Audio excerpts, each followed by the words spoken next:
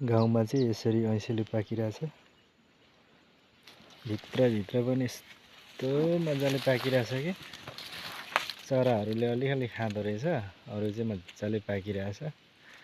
चराहरूको लागि चाहिँ मजाले खाना भइरहेछ। यसरी पाकिरहेछ। झुप्पै छ यहाँ। यसरी यति धेरै पाकिरहेछ, फलिरहेछ। लटरम्मै